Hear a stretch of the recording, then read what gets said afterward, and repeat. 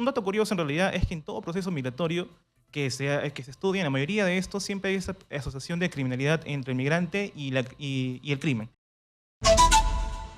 Hoy nos está visitando Saúl Helguera, que es investigador del Instituto de Estudios Peruanos, que forma parte de este informe del CIES, que creo que todo el mundo debería leer. Además es gratuito y está para descarga, ¿no? La publicación, que tiene diferentes enfoques. El económico, que es el laboral, el político también, pero aquí hay un tema que es sustancial y que creo yo me siento responsable, porque claro, eh, hablamos de la xenofobia.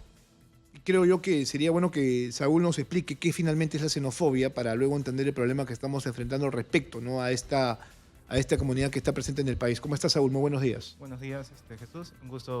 Un gusto poder estar aquí contigo y poder justamente tener este espacio de diálogo para poder conversar sobre el problema de la xenofobia dirigida a los inmigrantes venezolanos. Exitosa. Bueno, sobre la xenofobia es básicamente una actitud de discriminación hacia una persona por la nacionalidad. En este caso se habla de xenofobia o en algunos términos se escucha el término venezolofobia. Justamente es una discriminación dirigida hacia los inmigrantes venezolanos. Y la intención de esta investigación ganadora del CIES y financiada a través por el GIZ era justamente tratar de entender qué cosa hay detrás de este proceso, qué cosa hay detrás de este evento y qué cosa hay detrás de esta actitud de rechazo de los nacionales hacia los migrantes venezolanos. Bueno, de por sí, históricamente somos un país que tiene muchas taras, entre ellos, por ejemplo, la discriminación y el racismo. Eso no lo hemos podido resolver, lo seguimos todavía teniendo como parte de nuestra cultura, de nuestra identidad. Eso para empezar, ¿no es cierto? Ese es uno de los principales problemas que enfrentamos. Sí, en realidad la discriminación y el racismo es algo que es propio de nosotros, y no solamente del Perú, básicamente de varios países de la región. Es algo que no se puede resolver porque no se ha tocado, en algunos casos se esconde o en algunos casos no se tiene en consideración. Si bien se sabe, no se dice nada, o si bien se sabe, prefiere ocultarse. A eso ya hay que sumarle la llegada de un grupo que consideramos a veces distinto, que consideramos diferente, y cómo también los problemas propios que tenemos, además de lo ya mencionado como la discriminación, como por ejemplo la saturación de los servicios públicos, la delincuencia, que ya era un problema en el país, cómo estos eventos o estos cambios en el número de venezolanos puede afectar en estos sentimientos y actitudes de rechazo. Bien, eso sobre todo el rechazo. A ver, tenemos 2 millones de venezolanos aquí en el país. Los estamos asumiendo en diferentes ámbitos de la vida misma. Entonces el peruano dice, hey, antes que tú estoy yo. Ese es un primer criterio seguramente que ustedes han encontrado que les ha permitido estructurar este informe respecto a la xenofobia del peruano hacia el venezolano. Sí, en realidad está siempre... Este estudio tiene dos partes, una parte cuantitativa y una parte cualitativa. En la parte cualitativa se escucha mucho lo que tú dices, ¿no? Exitosa. Primero estamos nosotros y luego están los demás. Pero también dentro de ese primero estamos nosotros y están los demás es porque a nosotros no nos han resuelto los problemas sociales que tenemos una larga data de problemas sociales que ya venimos manteniendo, arrastrando. Entonces es muy difícil aceptar un grupo extranjero si nosotros mismos no hemos podido resolver los problemas que tenemos para nosotros. Pero es que somos un país pobre, pues, para empezar. Entonces es bastante difícil, primero, conseguir trabajo, luego tener un sueldo digno, como peruanos, ¿no? Entonces viene un grupo completamente distinto a generar más problemas en el sentido económico, por ejemplo, ¿no? Laboral, donde el peruano es desplazado porque el venezolano tiene un menor nivel de exigencias en ese aspecto. O sea, trabajan por lo que se les da, no hay mayor miramiento. Mira, Y ese es un argumento que la mayoría tiene respecto a la presencia de venezolanos y lo que genera uno de los principales problemas de rechazo. sí, es muy interesante tocar justamente el tema laboral. A priori también nosotros pensábamos, porque es algo revisado en mucha literatura, estudiado en muchas partes, y también pensábamos que podría tocarse de esa perspectiva a nivel nacional. Sin embargo, en los resultados que vimos, que fueron el año pasado justamente, el tema laboral no era un determinante para la actitud de rechazo. Explicaciones de esto es que básicamente, como somos una economía informal, en un mercado informal, el empleo se reproduce. Y no quiero que se malinterprete, no se reproduce el empleo de buena calidad. Claro, es informal. Se reproduce Bueno, el empleo de mala calidad. Nuestra economía es informal, eso Es tampoco lo hemos totalmente podido informal. superar. O sea, no todos tienen un trabajo con todos los beneficios que se merecen. Entonces, el Exacto. peruano lo que pasa es que es demasiado, por así decirlo, innovador. Al momento de verse en una situación difícil, emprende, ¿no? Y si no emprende, pues obviamente se dedica a lo que pueda hacer, o sea, agenciarse para tener algo de dinero con el cual sostener su hogar. Sí, exactamente. Y justamente como hay un mayor número de venezolanos y ellos están Exitosa. autoempleados en puestos ambulantes, negocios del día a día, puestos de comida, cosa que para los peruanos, al menos en los estudios que hicimos, no generaba un nivel de competencia. Eso por la parte de los que están en el mercado como trabajadores. En la misma parte de los que están como empleadores, los que contratan trabajadores, también ellos mismos decían, tengo que yo hacer un balance entre una persona venezolana que sí me puede tal vez exigir menos salario, pero tengo un nivel de desconfianza con esa persona, con un nacional que me va a cobrar el estándar, pero tengo un nivel de confianza con ellos. Entonces el empresario también empieza a balancear esos dos elementos y empieza a decidir, no, ¿sabes qué? Prefiero quedarme con la población nacional, no contratar a la población venezolana, básicamente, por ese nivel de desconfianza que puede haber. Entonces, al menos en los estudios que vimos, eso fue sí algo novedoso. Usualmente eso rompe esta idea de que el venezolano va a traer abajo los salarios, va a generar desempleo. Para ustedes eso no es correcto. Sí, en realidad, al menos en los estudios que vimos, en los resultados que vimos, en una economía como la nuestra, eso no se cumplía, al menos hasta los resultados del año pasado. Bueno, entonces, ¿es cierto en todo caso eso que dicen que la presencia de migrantes dinamiza la economía, la hace mejor? Porque a la larga ese es un argumento, ¿no?, contrario a lo que es, por ejemplo, esto que estamos viendo como argumento de xenofobia.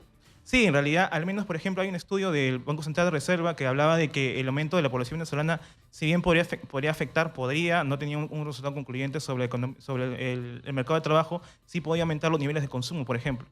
Podría aumentar el nivel de consumo y eso justamente dinamizaría la economía. Sin embargo, aún como es un fenómeno que recién se está estudiando, a pesar de que tiene muchos más años en el país, se debería de impulsar más trabajo justamente relacionados al mercado laboral y cómo esto afecta las actitudes de rechazo y cómo afecta también al país, ¿no? A mí me es llamativo y creo que es importante este estudio, porque además estoy viendo políticas de regularización migratoria, del tema de la integración laboral, planes para 100 días, para un año, para 5 años, ¿no? El tema de la regularización migratoria que está ahorita en este momento siendo parte de una política ya de gobierno de Estado para ponerle Exitosa. algún tipo de orden a esto que ha sido completamente desordenado. Los medios de comunicación. Hay un informe y un estudio de la Universidad Católica que tiene como título "Los medios de comunicación peruanos contribuyen a la criminalización del venezolano". Entonces yo decía, tampoco es que sea tanto así, porque los medios de comunicación cubren hechos que son noticiosos. La noticia es aquello que se puede publicar. Entonces, si tú ves que un peruano está matando a alguien, lo dices tal cual, ¿no? Entonces, si un venezolano está matando a alguien, es un venezolano, digo, o sea, no tendrías por qué decirle extranjero, es un venezolano, tiene una nacionalidad, tiene una identidad, ¿no es cierto? Y es una persona que está cometiendo un acto ilícito. Eso no es criminalizar, eso es cubrir un hecho, tal cual. Entonces, no sé si el título corresponde o sea el correcto, ¿no? Sí, en realidad creo que ese justo, he leído mucho ese estudio de la Católica que mencionas. Habla también del hecho de que se centra mucho en la nacionalidad, se centra mucho en decir o solamente exponer elementos negativos, como si... Bueno, pero la televisión peruana y los medios básicamente tienen esa particularidad. Hay otro estudio respecto al contenido de las televisoras, por ejemplo, sus noticieros. El 80% de su contenido es básicamente criminal policial. O sea, eso ha sido no de ahora, sino de antes. No necesariamente tienen que ver con los migrantes. ¿Me dejo entender? Sí, sí, claro, claro. Esa es la naturaleza y el concepto todavía errado que tienen quienes manejan los medios de comunicación, sobre todo televisivos. Sí, exacto. Y en realidad lo que también mencionamos en el estudio era que existen estos espacios de comunicación donde también se puede separar a los elementos negativos venezolanos de los elementos positivos, para no justamente encuadrar o enmarcar a toda la población venezolana Ya, dentro pero de en un ese estereotipo. caso, el estudio suyo también toca los medios de comunicación respecto al tratamiento de la información que viene por parte de los migrantes. Sí los tratamos, pero tratamos de que ellos sean unos agentes que impulsen también los elementos positivos que puede tener la migración, que creen y que puedan incentivar a que se elimine esta percepción negativa de generalización a todos los migrantes venezolanos. Exitosa. Intentamos de que los medios de comunicación, los formadores de opinión pública, las autoridades, las mismas organizaciones supranacionales y las organizaciones y las autoridades nacionales justamente ayuden a eliminar este sesgo negativo que se puede tener hacia el total de la población venezolana. Bueno, nos estamos olvidando de un argumento interesante que creo que es el más llamativo y tiene que ver con la criminalidad. No todos son criminales. Hay gente que está haciendo su trabajo, está tratando de hacerlo lo mejor posible por sus familias. ¿Cómo destierras esta percepción? Es muy complicado, lo reconocemos que es muy complicado. Y en realidad, un dato curioso en realidad es que en todo proceso migratorio que se estudia, en la mayoría de estos siempre hay esa asociación de criminalidad entre el migrante y el crimen. el aumento del crimen siempre es responsabilidad del inmigrante. Es algo que está totalmente registrado, por ejemplo, en procesos migratorios como de Bolivia a Argentina o de Perú a Chile también. Eran las mismas Sí, justificaciones. claro, en Chile siempre nos cubrían tal cual, decían banda de peruanos, mató, asesinó, ¿no? Exacto. Cometió.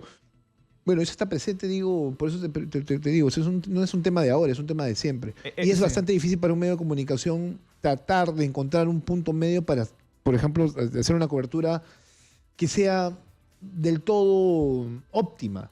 Además que hay mucha carga de opinión, la mía particularmente, yo lo he estado diciendo, trato de no ser partícipe de esto que es la xenofobia, pero tenemos que tratar el tema como tal, ¿no? En el caso de lo que está pasando en la frontera, lo que estamos viendo es gente, yo sé que hay toda una serie de adjetivos relacionados al tema de la migración que tienen que ser respetados, pero lo que estamos viendo aquí es personas ilegales que están tratando de entrar a un país sin los documentos que se necesitan para poder, ¿no?